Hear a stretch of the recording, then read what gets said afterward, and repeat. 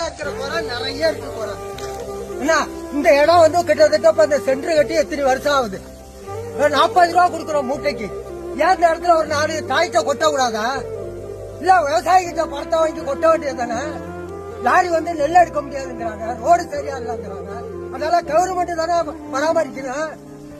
பேசுறாங்க, நியூஸ்ல பேசுறாங்க, முதலமைச்சர் பேசுறாங்க, எல்லாம் பேசுறாங்க, உணவு அமைச்சர் பேசுறாங்க. இங்க என்ன நடக்குது? இங்க விவசாய சந்தையில் அடிக்கிறோம் முறைச்சுட்டு. நான் வந்து மொத்தமா வச்சுக்கிறேன் கோயில் பங்கு. அவங்க பேச போடுறாங்க கோர்ட்ல.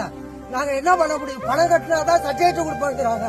என்னங்க பண்ண முடியும்? நாங்க என்ன சாவாய முடியும்?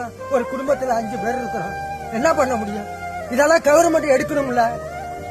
இல்ல நீஸ் இருக்கிறாங்க 10 பேர் இங்க கொட்டுறோம், 10 பேருக்கு போடுறோம். டோக்கன் போடலாம்ல, ஏன் அதை போட மாட்டாங்க?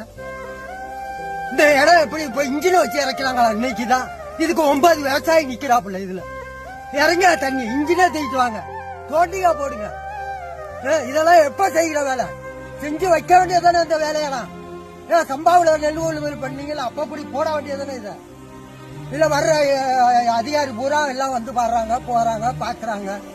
அதெல்லாம் செய்ய வேண்டியதானே.